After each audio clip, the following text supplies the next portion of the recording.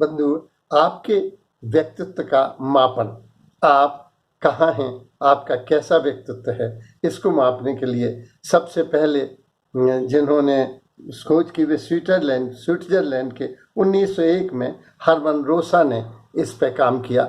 लेकिन ये वैज्ञानिक मनोवैज्ञानिकों का परीक्षण है, काफ़ी कॉम्प्लिकेटेड है। उन्होंने बताया कि जो स्याही के धब्बे हैं उनमें अगर कोई व्यक्ति, पक्षी, पशु देखता है तो वो संवेगों से प्रभावित है, हमारे माने मनोभावों से प्रभावित है, वह हृदय से प्रभावित है।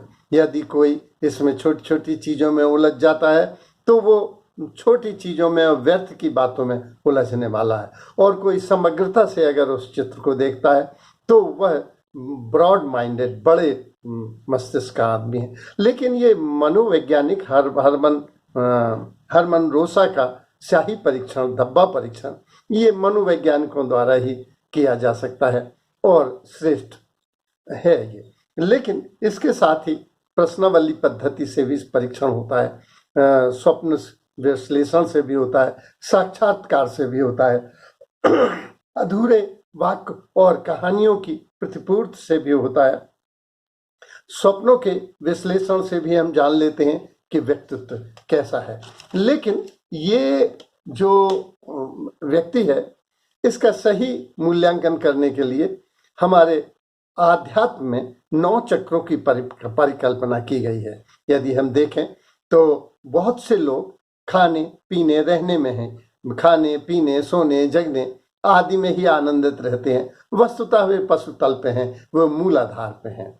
तो मूलाधार वाले व्यक्ति केवल बढ़िया खाना, बढ़िया पहनना, घूमना, एंजॉयमेंट करना, ये मूलाधार वाले व्यक्ति हैं जिनका लक्ष्य केवल आनंद प्राप्त करना है, एंजॉय प्राप्त करना है। दूसरे जो जनन चक्र पर हैं, जनन चक्र पे वो सेक्स के इर्द गिर्द घूमते रहते हैं। वे पद, प्रतिष्ठा, सम्मान या मकान बनवाना आदि भी इसलिए कर रहे हैं ताकि वे सुंदर विपरीत लिंग को प्राप्त कर उसे एंजॉय कर सकें। उनका सारा सोच, चिंतन, कहानियाँ, पूर्ति, मजाक, किस्से, गजलें, गीत सारे के सारे सेक्स के इर्द गिर्द ही रहेंगे।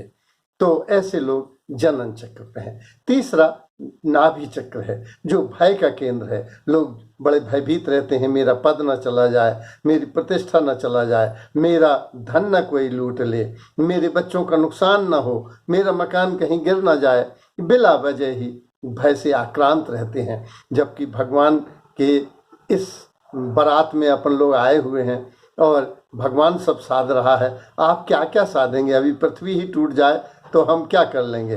पृथ्वी से एकदम गर्म हो जाए या ठंडी हो जाए, सूरज ठंडा हो जाए तो हम क्या कर लेंगे? लेकिन ये छोटी छोटी चीज़ों में लेके ही बहुत व्यस्त रहते हैं। वस्तुतः ये 3 चक्र नीचे की ही चक्र हैं। इनसे ऊपर भी ऊर्जा उठती है, बहुत से लोगों की उठती है और भी हृदय चक्र में आ जाते हैं, जो प्रेम से आपूरित हैं, प्रेम से भरे हुए हैं। उनकी वाणी से, उनकी देह से वे पशुओं के प्रति, पक्षियों के प्रति, पेड़ पौधों के प्रति, पड़ोसियों के प्रति, पत्नी के प्रति, प्रेमिका के प्रति, पुत्र के प्रति, पिता के प्रति, सभी के प्रति समर्पित रहते हैं। ये प्रेम से भरे हुए लोगों की वाणी ही बदल जाती है। ये हृदयवादी लोग हैं, ये भावना और करुणा से आपूरित हैं। दूसरा कंठ चक्र। कंठ चक्र उन लोगों का है जो कि बहुत अच्छा बोल लेते हैं, वाणी में जो कुशल हैं। जैसे वर्तमान में अभी आचार्य रजनीश हुए, डॉक्टर शिवमंगल सिंह सुमन थे। ये वो लोग हैं जो बहुत अच्छा अभिव्यक्त कर लेते हैं। वस्तुतः यह साहित्यकार हैं। ये जो प्रवचन करता लोग हैं, ये ऐसे लोग हैं, ये कवि लोग हैं, ये बहुत विद्वान लोग हैं जो वाणी से जो अव्यक्त को भी व्यक्त कर दें। वे ही तो कलाकार हैं। तो ये कलाकार टाइप के लोग होते हैं। दूसरा संकल्प शक्ति से अलंकृत व्यक्ति, जिनका आज्ञा चक्र मजबूत होता है। वे जैसे भीष्म पितामह, जिन्होंने तय कर लिया, भीम, अर्जुन आदि ऐसे लोग थे जो संकल्प शक्ति के धनी थे, जो तय कर लिया। इसके बाद जो ब्रह्मरंध है, जो कृष्ण है, वो उसी है। हमारी जैसे हम बोलते हैं तो बैखरी, जो रोजमर्रा में बोलते हैं मौसम अच्छा है। फिर हम बोलते हैं पश्चंती, मैं प्रोफेसर था, मैंने 50,000 लड़के लड़कियां देखी, मैं बताता हूं कि ये ठीक है, तो ये पश्चंती। फिर है अपरा। अपरा जब आत्मा बोलती है कि भाई बात तो सुनी गई ऐसी गई, देखी गई ऐसी, लेकिन मेरी आत्मा ये बोलती है। और फिर पराशक्ति बोलती है जब अपन से परमात्मा ही बोलता है। जैसे वासुदेव, जब प्रारंभ में गीता प्रारंभ हुई तो कहा वासुदेव बोले, लेकिन बाद में कहा भगवान कृष्ण बोले। ये पहले बैखरी थी, दूसरी फिर जो है अंत में। तो इस तरह हम देखते हैं कि मूलाधार और विभिन्न चक्रों से भी मनुष्य प्रभावित है। हम देख सकते हैं कि कौन कहाँ है। एक हमारे मित्र थे, वो सदैव किचन में मस्त रहते थे। ये मैंने हलवा बनाया, ये मैंने पूड़ी बनाई, ये मैंने पालक पूड़ी बनाई। और उनकी मिसेस जो है पूजा घर में पाई जाती थी।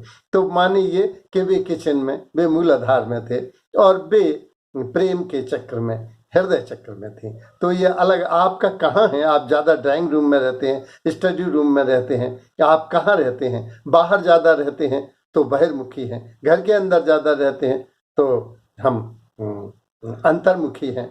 हम कहाँ रह रहे हैं? तो घर में इनका। फिर हम देखते हैं कि वस्त्रों का भी बहुत प्रभाव पड़ता है, वह हमारे कलर का भी बहुत प्रभाव पड़ता है।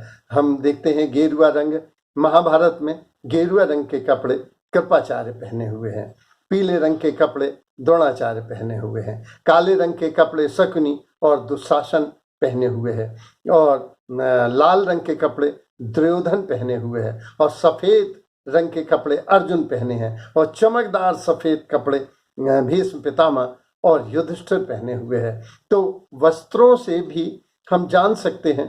जैसे पीले रंग के कपड़े वैराग्य का प्रतीक है, नीले रंग विदुर का साफा और विदुर के वस्त्र महाभारत में हम देखते हैं नीले रंग के हैं, ये शांति के प्रतीक हैं। तो हमारी शर्टें ज्यादातर किस रंग की हैं, हम जान सकते हैं कि हमारा व्यक्तित्व क्या है। ये हम देखें तो गेरुआ वैराग्य का प्रतीक है। बलराम जब तीर्थ यात्रा पर जाते हैं तो वे गेरुआ रंग के कपड़े पहने हैं। इसके बाद बैगनी कृष्ण पहने हैं, और कात्यायनी जो दुर्गा सप्तशती में वो है, वो कात्यायनी पहने। नीले विदुर और संजय पहने हुए हैं। पीले वस्त्र सरस्वती के हैं, कृपाचार्य के हैं, और शैलपुत्री के पाए जाते हैं। इस तरह से गुलाबी वस्त्र कर्ण के देखने को मिलते हैं। हम देखते हैं कि हमारे रंगों का प्रभाव भी, हमारे वस्त्रों में कौन से रंग की शर्ट ज्यादा है वो हमारे व्यक्तित्व को निर्धारित करता है।